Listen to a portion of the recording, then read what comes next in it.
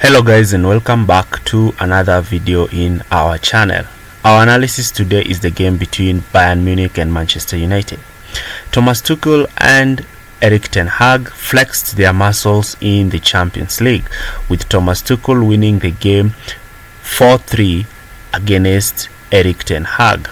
So the teams were lined up both in a 4-2-3-1 system, with the above personnel forming the lineup. We're going to see how both teams attacked and how both teams countered each other. That will be our topic of discussion today. Before we start our analysis, like, share and subscribe to our channel. So the first thing that we're going to analyze is how Bayern Munich arranged themselves in possession and out of possession. This is how it went.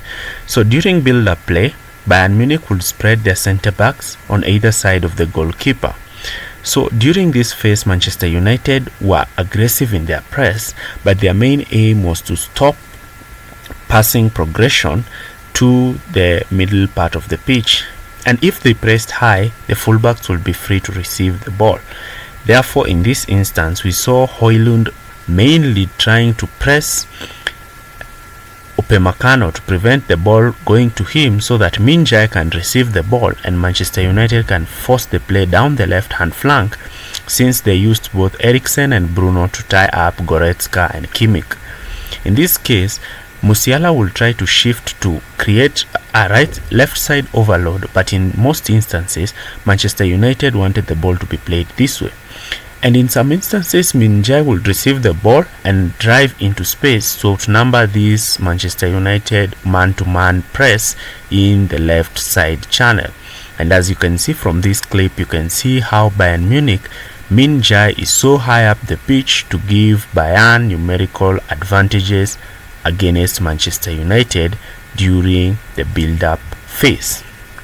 Now, in some instances, Gnabry will be played in behind by Davies or Musiala, and this will be aided by Harry Kane dropping deep and pulling out Lindelof, opening a gap in Manchester United's defense, which Gnabry would exploit. But in most instances, Lisandro was quick to cover for Lindelof. You can see here Gnabry is trying to make the run, and Lisandro is quick to go over and cover the space vacated by Lindelof. Now, the position of Harry Kane was creating a lot of problems, with him dropping constantly deep. Now, because Manchester United wanted to maintain this left side man-to-man overload by forcing the ball to be played down the left, the goalkeeper was not under pressure, since Rashford was tied up to Upamecano, and therefore this gave Bayern Munich room to attack down their right side. Sané would pin down Reguilon, and Kane will be dropping deep, pulling out Lisandro Martinez from his position. And this would give Sané a chance to receive the ball and run at Reguilon. And in most instances, Sané was able to beat Reguilon in a 1v1 situation, making him a dangerous threat for Bayern Munich. In some instances, Sané would make this half-space run with the right back overlapping him, and therefore the ball would be played in behind the space vacated by Lisandro, and Sané would attempt to make those runs.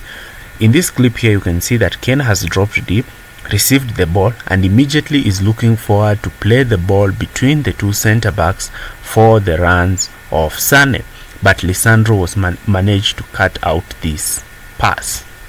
Now, the movement of Sané and Kane in this system was causing a lot of problems for Manchester United, especially down their left hand flank. In some instances, the right back would be the one holding the width, with Kane dropping deep and linking up play with Sané, who will now attempt and have a free shot on goal, because Kane will be dragging Lisandro Martinez out of position. And that is what resulted to the first goal for Bayern Munich. You can see how Kane is acting like a target man, drops to receive the ball, and immediately lays it off for Sané, who makes a superb shot on goal, giving Bayern the first goal. Let's see what Manchester United did in possession. And this is what Manchester United did in possession.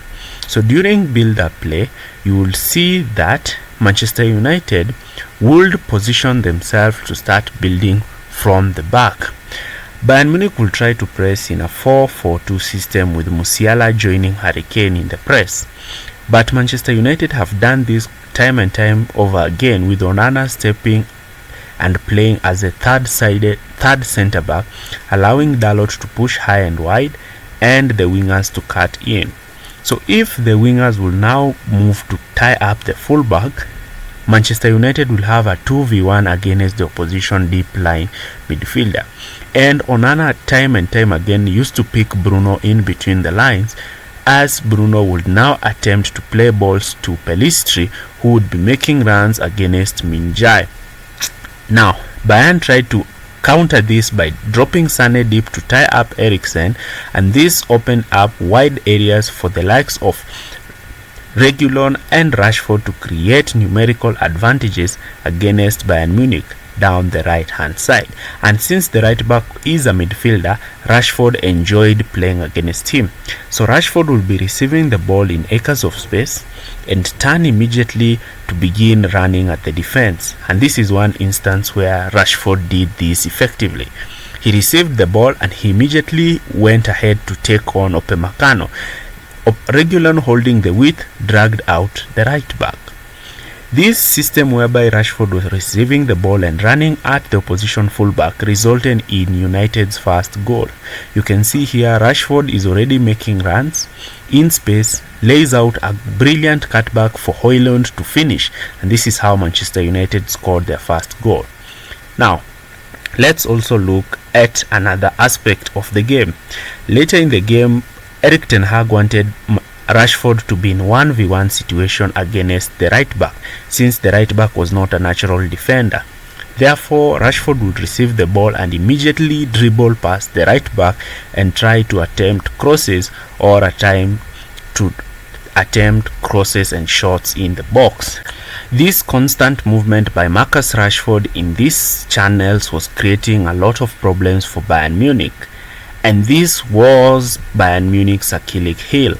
But at the end of the day, Bayern managed to win all the 3 points with a 4-3 win over Manchester United, though Thomas Tuchel would like to highly improve his team in the second leg at Old Trafford.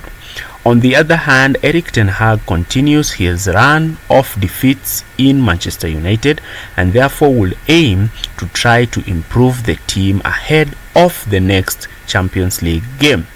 That is our analysis for today.